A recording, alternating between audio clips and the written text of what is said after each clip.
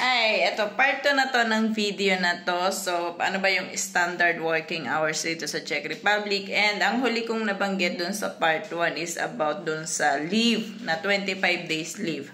Ano ba mangyayari dun sa 25 days leave if siya ay hindi nagamit lahat? So, binanggit ko dun sa una kong video na meron tayong 25 days leave, and then kapag halimbawang example is sa August, nakagamit tayo ng 7 days leave, and then sa December vacation naman is nakagamit tayo ng 4 days leave, total of 11 days, meron tayo a whole year na 25 days leave. Anong mangyayari doon sa 14 days leave na natira? So, itong 14 days leave po ay ginagamit kapag halimbawa meron kang lakad na hindi mo inaasahan, meron kang pupuntahan, may embassy ka, may ministry ka na pupuntahan, meron kang gala somewhere else, pwede mo siyang gamitin as vacation. So, meron ka namang 14 days kung yun yung matitira sa iyong vacation.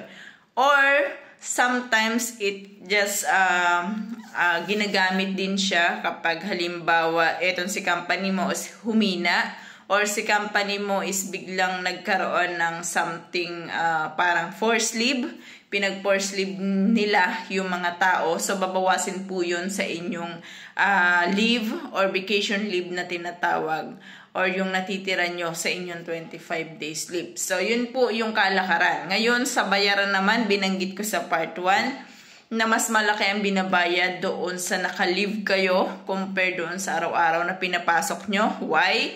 Kasi po, once na naka-leave kayo, zero tax po yun. Hindi nila yun kinakaltas ng 20% tax.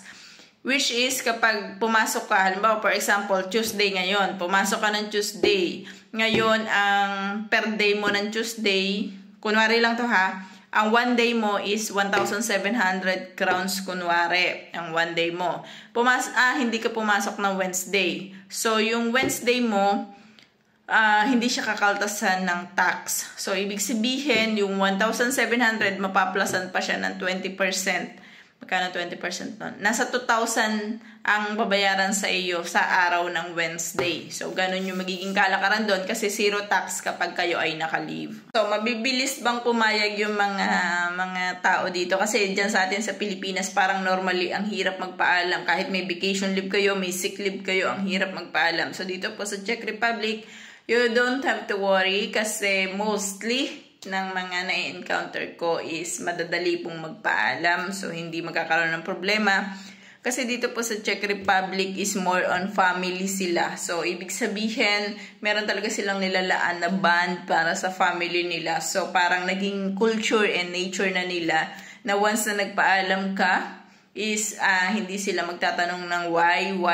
Kasi sa Pilipinas po, tatanungin ka, ang daming tatanong, tapos hindi ka naman papayagan, di ba? So, binanggit ko rin sa una kong video or sa part 1 kong video na mas malaki po ang sinasahod kapag ikaw ay 6 to 6 ang ipinapasok. So, kung panoorin nyo yung una kong video, magigets nyo ang sasabihin ko dito sa video na to. So, binanggit ko doon na meron kang 15 days a month na ipapasok kapag 6 to 6 ang pinapasok mo, kagaya ng schedule ko. So, bakit siya mas malaki? Hindi po yun dahil sa may OT pay ka. Hindi po ibig sabihin na 6 to 6 ang pinapasok ko is may OT pay ako. Kasi kung i-combine mo ang pasok ng isang buwan, okay? Kung i-combine ko ang pasok ng isang buwan po, from Monday to Friday na 8 hours lang, at saka ang pasok ko ng 6 to 6 pero 15 days a month lang. So, pag pinag-combine mo yon, pag pinagpareho mo yon, ang total hours po ng isa't isa is pareho lang. So, ibig sabihin, dahil naka-fix hours kasi dito sa Czech Republic, ibig sabihin ng fixed hours, ano ang ibig sabihin nito? Ang ibig sabihin po niyan is, Ang standard time po na pinapasok namin sa loob ng isang buwan is 154 hours. Ngayon, kung ikaw ay may schedule ng Monday to Friday, hindi ka nag-OT ng Saturday, Sunday, kahit lumampas ka sa 154 hours, wala ka pong OT. Wala kang overtime. Ngayon, kung schedule mo naman ay kagaya ko, na 6 to 6, from 6 to 6 na 15 days a month lang ang pinapasok, pero hindi ako nag-overtime sa schedule na binigay sa akin na ako ay rest day. Ibig sabihin, kahit lumampas po ako sa 154 hours per month na standard na oras dito sa Czech Republic, is wala rin po akong overtime. So, magkakaroon ka lang ng overtime kapag lumampas ka doon sa, for example, pinasukan mo yung araw na hindi ka talaga nakaschedule.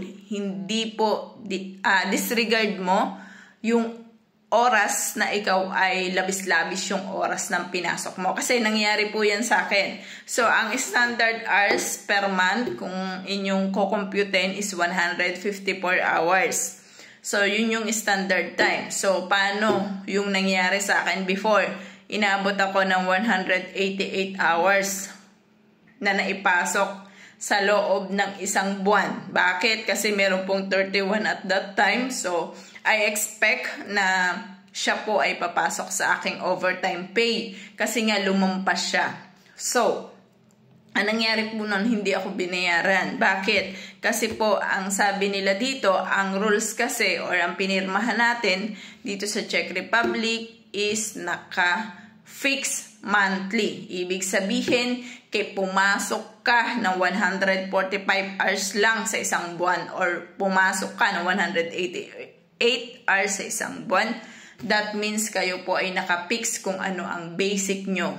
Basta nasunod ang inyong working schedule. Mangyayari lang na madadagdagan ang inyong sahod or ang inyong, di ba, syempre may basic kayo. Malalagyan lang kayo ng overtime once na nakaschedule kayo na rest day pero pinasukan nyo. Once na hanggang, kunwari 6 to 2 lang ang schedule nyo, ginawa nyo 6 to 6 or sinabihan kayo ng superior nyo na 6 to 6 ang araw na yon, yung 4 hours doon magiging overtime nyo. So, yun po yung ibig kong sabihin sa part na yon. So, sana hindi siya magulo. And sana rin napanood nyo yung part 1, pero ilalagay ko yung link sa baba kung sa comment section or sa description kung sa YouTube channel kayo para mapanood nyo yung part 1, hindi masyadong magulo once na napanood nyo po itong part 2.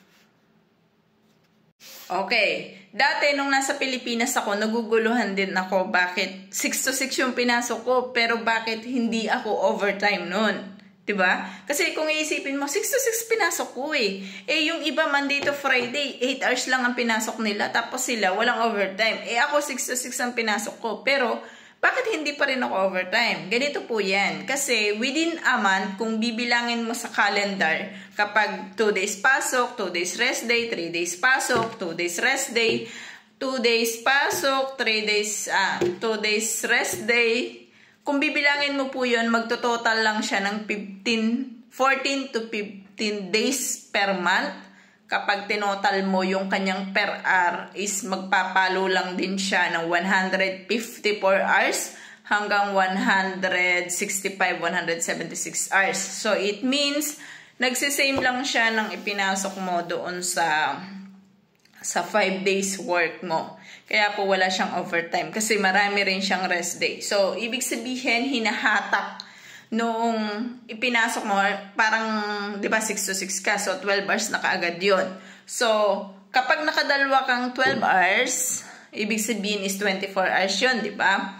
Ngayon, ang 3 days ng 8 hours is 24. Eh, sa'yo, 2 days mo lang siyang pinasok, 24 hours. So, ibig sabihin, yung isang araw niya dito, parang napasok na sa rest day mo. So, ganun yun. Kaya, parang 15 days a month lang ang pinapasok ko within a month. So, sana hindi ganun kagulo, no? Kasi nung una talaga, naguguluhan din ako dyan. Pero nung nandito na ako, hindi pala. Ganun pala yun. Wala pala talaga siyang overtime. Hindi talaga siya overtime. Magiging overtime lang talaga siya. Once na rest day ko, once na may, rest day ko, tapos pinapasok ako ng superior yun. So, sana hindi magulo, no? Anyway, Thank you so much. So, panoorin nyo ang part 1 and part 2. So, kung sa YouTube kayo, marami po tayo sa playlist ng mga videos. Anyway, thank you. Bye-bye!